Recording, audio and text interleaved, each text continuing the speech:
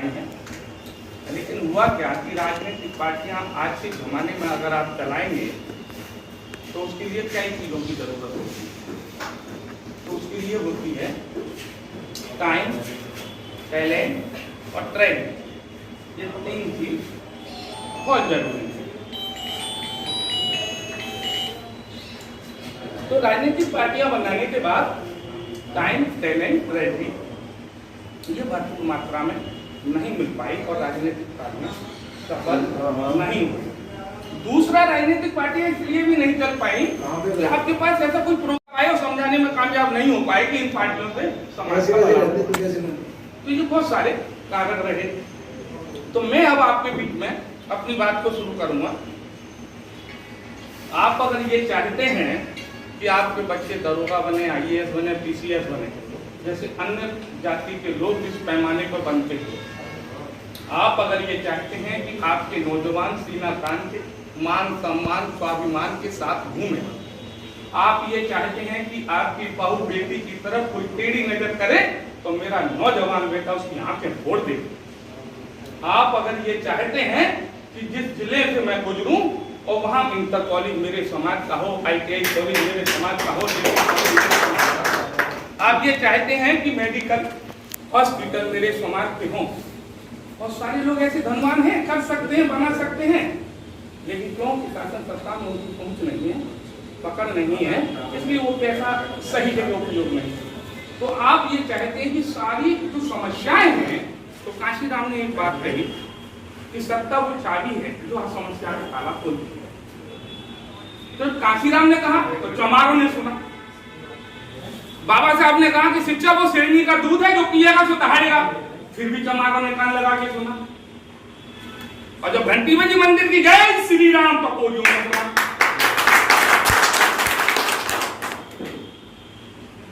तो जो सुनता था वो सुना नहीं, और जिसे सुनने की जरूरत न थी उसमें पूरी ताकत दोनों कान लगाते थे। देर आए दुरुस्त आए, सोचना पड़ेगा। तो माननीय इंजीनियर IP गुप्ता जिन्होंने इंडियन इंक्लूसिव पार्टी बनाई है, इसका नाम उन्होंने शुरू में इंडियन इनकलाब पार्टी रखा था, लेकिन चुनाव आयोग ने इंडियन इनकलाब पार्टी के नाम से रजिस्ट्रेशन नहीं किया। इनकलाब शब्द भगत सिंह का शब्द है और इस शब्द का जब नारा लगता है तो इस नारे में वो ताकत होती है कि युवा, लगता है कि युवाओं का कलेजा ऊपर को आ रहा है, वो कुछ भी कर सकते हैं, बसों में आग लगा सकते हैं, तोड़ फोड़ करें। इनकलाब, ये नारा भगत सिंह का था। तो उसके नाम से आपको नहीं मिला, 3-4 ऑप्शन मिले, उन ऑप्शन में से इन्होंने इंडियन इंक्लूसिव पार्टी अपना बोले कि ये ठीक रहेगा। तो इंक्लूसिव का मतलब है समावेशी, सब लोग आओ, सबका समावेश हो जाए। इंडियन नाम जरूर इंग्लिश है लेकिन काम इसका देशी है, हम देशी लोगों को एकत्रित होना है। तो ये तो हो गया इंडियन इंक्लूसिव पार्टी। अब मैंने कहा कि ना, हम ये चाहते हैं कि हमने अपना जीवन जैसे दब के जी रहे हैं, मैं लीडर की तरफ FIR हो, अरेस्टिंग ना हो, और फिर हम कहें कि हमारे 8 विधायक हैं, फिर हम कहें कि हमारे 2 मिनट कहाँ है, कहाँ है? लगातार हत्याएं हो रही हैं।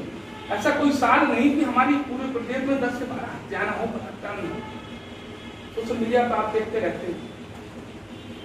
तो मैं बहुत समय से ये चिंतित रहता था, मेरी कोशिश हमेशा ये रही कि मैं काम करूंगा।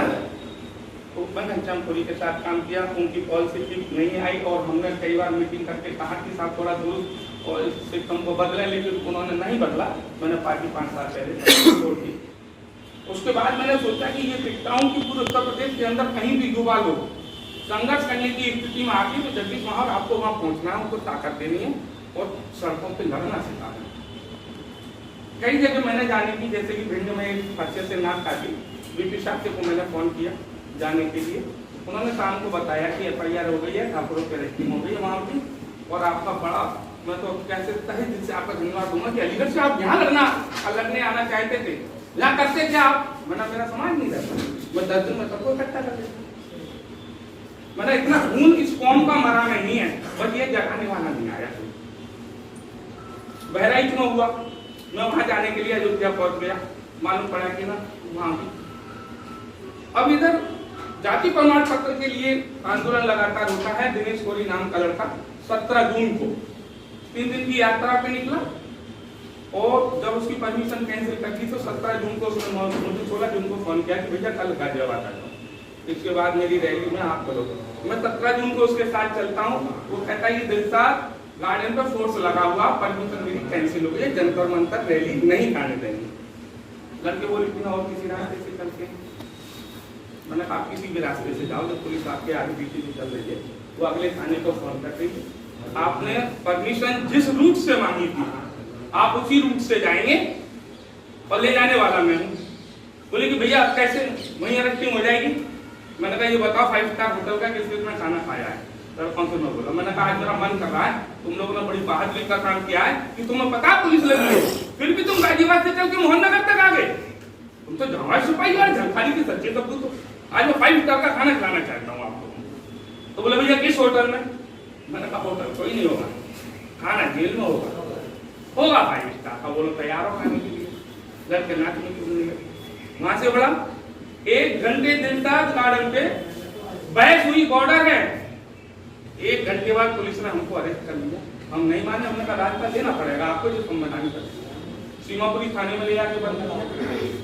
थाने में जैसे हम यहाँ बैठे हैं, थाने में मैंने ऐसे ही सभा चालू कर दी अपनी। एसीपी को बोला मैंने मेहमान नवाजी नहीं जानते हैं आप, कौन से बंदी है, हम कुछ करके आए, पानी वानी नहीं पिलवाएंगे। बोले अभी पानी की बोतलें आ गई। हमने कहा चाय नाश्ता कौन भिजवाएगा साहब, चाय नाश्ता। तब उधर पश्चिमी उत्तर प्रदेश के जो नौजवान लड़के थे, जंतर मंतर पे उन्होंने कहा कि जगदीश माहौल हमारे साथ ना होते तो हम जंतर मंतर पे ना पहुंचते। 2.5 घंटे बाद पुलिस ने छोड़ा और अपनी बसों से हमें जंतर मंतर पे छोड़ा। ये जीत थी आपकी, आपके समाज है, आपके पुलिस समाज का। जब ये अंगड़ाई लेता है बच्चों को रुकता नहीं। तो मानिए इंजीनियर IP गुप्ता साहब का ये कहना है कि यूपी में यूपी का हीरो होगा, गुजरात में गुजरात का हीरो होगा, पश्चिमी बंगाल में पश्चिमी बंगाल का, बिहार में बिहार का हीरो होगा। मैं एक माध्यम हूँ। अब मुझे ये ज्ञान हो गया है कि लगभग 30 करोड़ हम पूरी तोड़ी तंती तत्वा पान गुणकर लगभग 30 करोड़, एक जाति नहीं बहुत सारी जातियों का समूह है। हम तो ऑलरेडी बहुजन समाज है, बहुत सारी जातियों का समूह है। तो दिल्ली की सरकार को बनाने बिगाड़ने वाले हैं। तो आप लोग आइए और मिलिए। हमने फिर उनको एक बार दिल्ली बुलाया, प्रेस क्लब ऑफ इंडिया में। दोबारा हमने पूर्वांचल के लोगों से मिलाने के लिए प्रेस क्लब ऑफ लखनऊ में बुलाया। वहाँ 1.5 घंटे उन्होंने अपनी बात रखी, इधर भी 2.5 घंटे अपनी बात रखी और लोगों की समझ में आया कि इंजीनियर IP गुप्ता उत्तर प्रदेश के कोरी समाज का नेतृत्व करने के लिए फिट है। तब जाके लोग बोले कि हम आपके साथ काम करना चाहते हैं। तो वो लखनऊ की मीटिंग में बोल के गए कि आप लोग आपस में तय कर लो, एक प्रदेश अध्यक्ष चुन लो, संगठन का विस्तार कर लो। संगठन बना हुआ, नवंबर तक बिहार का चुनाव खत्म हो जाएगा।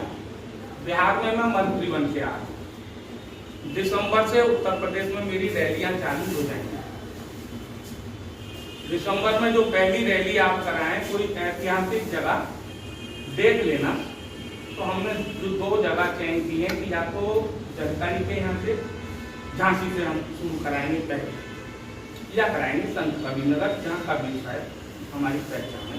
तो दिसंबर से हमारी रैलियां चालू होंगी।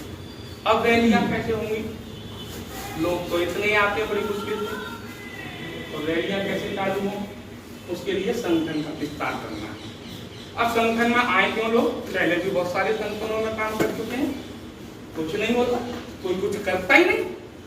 तो लोग हताश और निराश हैं कि 77 साल में तमाम संगठनों में काम करने के बाद तो वो संगठन में जुड़ना भी नहीं चाहिए। अच्छा, एक सवाल मैं पूरी बात कहूँ अपनी, एक सवाल ये पूछना चाहूँगा कि यहाँ जितने मेरे समाज बंधु बैठे हैं, बीजेपी को वोट और सपोर्ट कितने लोग करते हैं, एक बार हाथ उठा के बताइए ईमानदारी। उठा दे पूरा, जो लोग बीजेपी को वोट देते हैं सपोर्ट टोटल करते हैं, टोटल करते हैं। ठीक है, कोई बात नहीं, टोटल नहीं है पूरा। अच्छा, बहुजन समाज पार्टी को क्या लोग सपोर्ट करते हैं? एक और एक। अच्छा, समाजवादी पार्टी को, कांग्रेस को, एक, दो, तीन कांग्रेस। अच्छा, अब ऐसा कोई रह गया आप में जिसने हाथ ना उठाया? आपने नहीं उठाया, यानी आप कांग्रेस की तरफ भी नहीं है, सपा को भी नहीं देते, कांग्रेस को भी नहीं, बसपा को भी, बीजेपी को भी नहीं। कोई पांचवी पार्टी है क्या? यानी वोट ही नहीं देते। किसको? किसी पार्टी को मैं नहीं बोलूंगा, सपोर्ट करते हैं उसी को। वोट और सपोर्ट लगभग किसको करते हैं? वोट तो दिया है, दिया है वोट। चलिए, दो लोग बचे।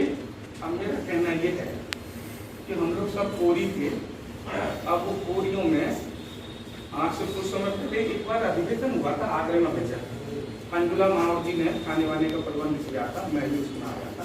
तो उसमें ये बात हुई, पूरे उत्तर प्रदेश के अधिकारी आए बाबू, उसमें ये कह रहे थे भी सतवार है, संतवार है, कोरी है, आप इसमें रोटी बेटी का संबंध करो, ध्यान करो, ये अधिवेशन हुआ है। हम जब तक रोटी बेटी का संबंध नहीं करेंगे, हमारी आबादी नहीं बढ़ेगी, जनसंख्या नहीं बढ़ेगी, और लोकतंत्र में जिनकी संख्या भारी होती है सरकारी तरफ आसानी से बढ़ जाती है। ये बात हुई थी साहब, कई लोग गवाह हैं, शादियां हो रही है ना, सतवार संतवार कोरी उनका सब में, ठीक है। तो यानी जो बहुत सारी जातियों में हम बटे थे, रोटी बेटी का संबंध नहीं होता था, उनको हमारे समाज के बुद्धिजीवी लोगों ने एक करने का काम किया। लेकिन राजनीति ने देखिए फिर से क्या किया, जो भाजपा का कोरी, ये कांग्रेस का कोरी, वो बसपा का कोरी, ये सपा का कोरी, अब ये एक मिनट में खाने बैठने से भी परहेज कर रहा है, फिर जातियों में बढ़ गई, फिर टुकड़ों में राजनीति ने बांट दिया। अब चुनाव आता तो बिल्कुल एक जगह बैठ कर वोट नहीं कराएंगे, सब अलग अलग हो जाते हैं। पता नहीं टिकट कर जाएगा एमपी का, कार्यकर्ता छोटा सा है, लेकिन उसे इतना घुमाने की मैं बच पाता हूँ, तुम्हारे उस पर नहीं बैठूंगा, ये बिल्ले बिल्ले हटाओ, गलत कहूँ तो मुझे बता देना। सही बात। क्या राजनीति ABCD जानते नहीं, लेकिन राजनीतिक तो हो गए हम, गुटों में तो बट गए राजनीतिक तौर पर। तो मैं आपको एक बहुत बड़ी सच्चाई बताना चाहता हूँ, ये कौम ना राजनीतिक थी ना राजनीतिक है। आज मैं आपसे निवेदन करने आया हूँ, अब आपको राजनीति करनी होगी, राजनीतिक बनना पड़ेगा। अब कैसी राजनीति करनी होगी ये भी मैं बता देता हूँ। ये आपस में जो खींचतान करते हैं ना, इसको राजनीति नहीं कहते। तो एक छोटा सा उदाहरण दूंगा, कांशी राम जी ने जब बहुजन समाज पार्टी बनाई तो लोगों को मिशन जब बताते थे तो धीरे पहले तो कमाल ये कहता था, अरे बाबूजी आप कहते हैं कि लखनऊ की गद्दी पर बैठा दूंगा आपको, हमें कोई अपनी खाट पर तो बैठाना चाहता नहीं, आप लखनऊ की गद्दी पर कैसे बैठा देंगे? और ये सच्चाई थी, कोई भी चमार को खाट पर नहीं बिठाता था आज से 25 साल पहले। तो वो चमार कहता था जिस कौन को कोई अपनी खाट पर न बिठाता हो, बाबूजी आप हमें लखनऊ की गद्दी पर बिठाने की बात करते हैं। बाबे बुड्ढा क्या कहता था, तो गलत का बड़ा मांग बोले 2 और 2 4 होते हैं, 1000 बात गिन लो, 1 लाख बात लो, साला तुम 4.25 नहीं कर सकते। जब बहुजन समाज 85% है तो है और होगा। क्या गई वो गणित का वो मैं करता कि ना 2 और 2 4 होते हैं, अब कितनी भी बार उसको उल्ट सुलट बार न 4.25 कर सकते हो ना 4.5 कर सकते हो। उन्होंने कहा 85 हो तो हो, वो तो होना। और आपकी आंखों के सामने जिस कौम को कोई खाट पर नहीं बिठाता था 4 बार लखनऊ की गद्दी पर वो कौम बैठ चुकी। ठीक है, तो माननीय इंजीनियर आईपी गुप्ता आप क्या कहते हैं? सोचो, समझो और करो। तो क्या सोचेंगे? अरे इनसे उदाहरणों से सोचो भाई, ये जो उदाहरण है आपके सामने है, समझो इनको। तुम 3 करोड़ 27 जिलों में चमाक का सर्टिफिकेट लेते हैं आपके कोई, कितने लोगों को जानकारी है? इसी उत्तर प्रदेश में घनश्याम जी हाथ उठा रहे हैं, इनको जरूर 10-5 जिलों की जानकारी। सब पूरा उत्तर प्रदेश घुमा, एक जिला नहीं बचा मुझसे। ठीक है, पूरा उत्तर प्रदेश घुमा हूं, घर पे सीताराम बोली की इतनी बड़ी पटिया है, मैंने कहा मेरे समाज के जब बैठ गया खाना भी खा लिया, बोले सर्टिफिकेट क्यों मांगता है? ऐसी मजबूरियां नहीं, ये सारा इतिहास बताऊंगा, लंबा समय हो जाएगा। मैं जिस मिशन से आया हूँ, मकसद से आया हूँ, वो मैं बताना चाहता हूँ। तो आपकी जितनी भी समस्याएं हैं, आज मेरे लोग जो दरोगा हैं, सीओ हैं, करना होगा ना। तो इतिहास में अगर आप झांकेंगे तो राजा बनने के लिए तीर तलवार युद्ध हुआ करते थे, और युद्ध पर आप गद्दी जीतते थे तो आप राजा। और बड़े बनना चाहते तो 2-4 राजाओं को और जीत लो, और बड़ी सल्तनत हो जाती थी आपकी। तो युद्ध के द्वारा शासक बनते थे, राजा बनते थे। आज लोकतंत्र है, आपके पास बाबा साहब ने वोट का अधिकार दिया है, अडानी हो या साइकिल पंचर वाले हमारे बाबूजी, वोट की ताकत दोनों की बराबर है। तो उस अधिकार का हम सही से इस्तेमाल नहीं कर पाए हैं। हमें अपनी सारी समस्याएं आने वाली पीढ़ियों को, उनकी अगर हैसियत बनानी है, उन पीढ़ियों के लिए कुछ करना है, तो हमें शासक बनना होगा। और शासक बनने के लिए हमें लखनऊ की गद्दी छीननी होगी। छीनेंगे कैसे? राजाओं की गद्दी तो तलवार तीर से तोपों से होती थी, ये कैसे लड़ाई होगी?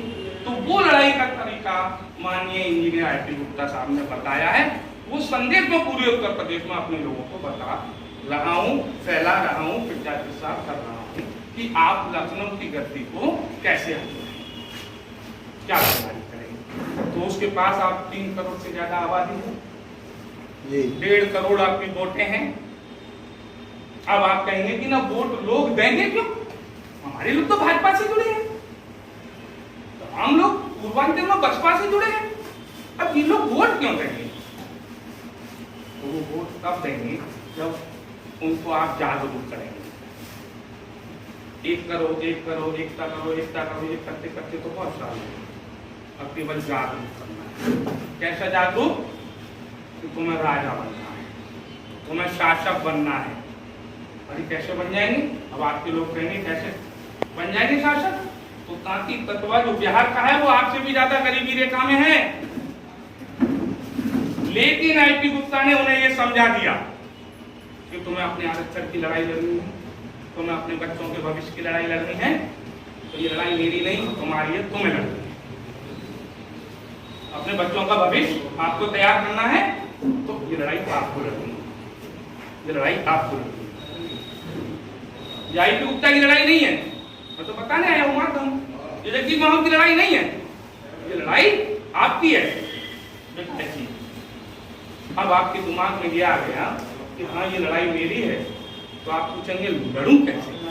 तो वो तरीका आपको बता देता हूँ, वो हथियार आपको बता देता हूँ कि आपके पास जो हथियार है वो बड़ा कामयाब हथियार है। उस हथियार से जब आप शोध करेंगे तो 2027 में उत्तर प्रदेश में आपके बगैर किसी की सरकार नहीं बनेगी। ये लिख लेना आज ही अपनी डायरी में, ओके?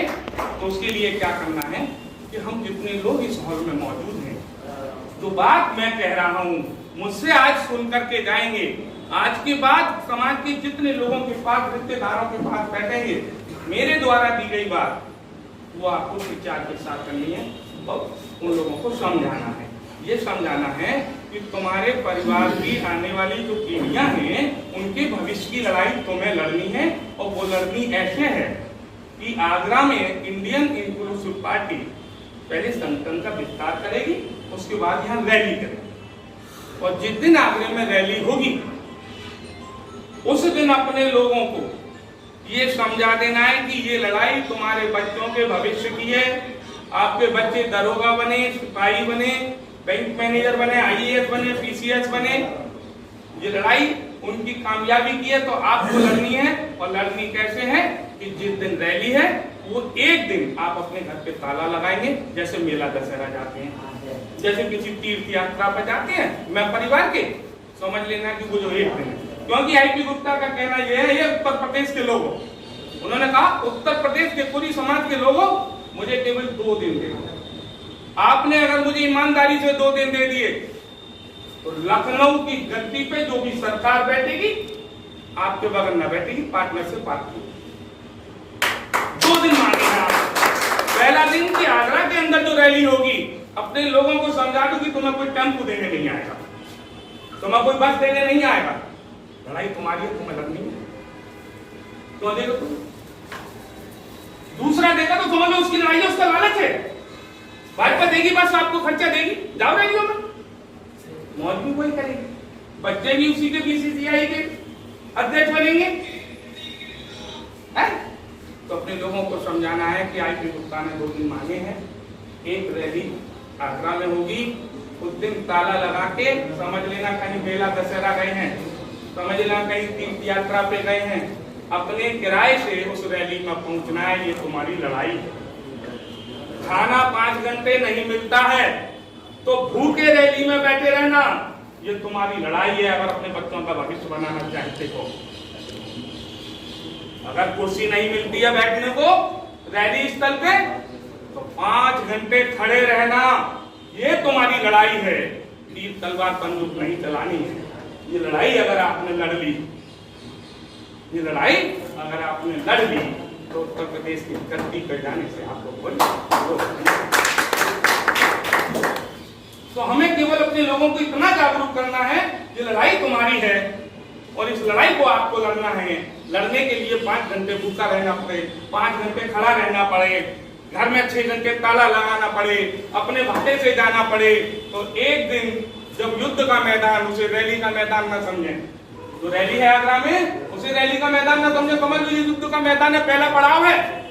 अगर इस रैली को आपने 2, 3, 20, 40, 50 हजार की गैदरिंग दिखा दी, पूरा उत्तर प्रदेश का पूरी के कान खड़े हो जाएंगे। वही आगरा की तो कामयाब हो गई, 50,000 लोग इकट्ठा हो गए और विपक्षी पार्टियां, राष्ट्रीय पार्टियां क्या कहेंगी, ये तो एक चुप होना लग गया यार, तो 50,000 की भीड़ होगी, साला कोई विधायक जितने नहीं थी, हवा निकल जाएगी। पहली रैली पहली की हो गई, दूसरी रैली दूसरे जिले में है, उस जिले के लोग हो सकता है और ज्यादा ताकत लगाएं, कंपटीशन छिड़ जाए कि ज्यादा की करनी है। 8 से 10 रैलियां हमें करने के बाद लखनऊ की एक बड़ी रैली होगी। दूसरा दिन इंजीनियर आईपी गुप्ता मान रहे हैं कि एक दिन में लोकल रैली के लिए उसे छोटा मैदान युद्ध का मान लेना, आदि फतेह आपको यहाँ मिल जाएगी, और दूसरे दिन में लखनऊ बुलाऊंगा। फिर सोच लेना, आपको कोई बस देने वाला, आपको कोई टेम्पो नहीं, किराए वाला देने वाला नहीं, आपको स्वयं पहुंचना है। क्यों पहुंचना है? कि आपको अपने बच्चों का अगर ख्याल है, आप बच्चों के लिए थोड़ा बहुत भी त्याग कर सकते हैं, जैसे देवी देवताओं के दर्शन करने जाते हैं, मेला दशहरा जाते हैं, शादी ब्याह में जाते हैं, ताला लगा के सोच लेना कि अपने बच्चों की खातिर एक दिन जाना है लखनऊ। और जिस दिन आपने ये सोच लिया कि हाँ लखनऊ जाना है, 2 ही तो दिन मांगे थे, एक दे दिया लोकल, एक लखनऊ का और दे दें। 3 करोड़ की आबादी में से 10% लोग भी पहुंच गए, तो लखनऊ के फील्ड तो फील्ड, सड़क पे भी पैर रखने की जगह पूरी राजधानी में नहीं मिलेगी, इतनी संख्या में है।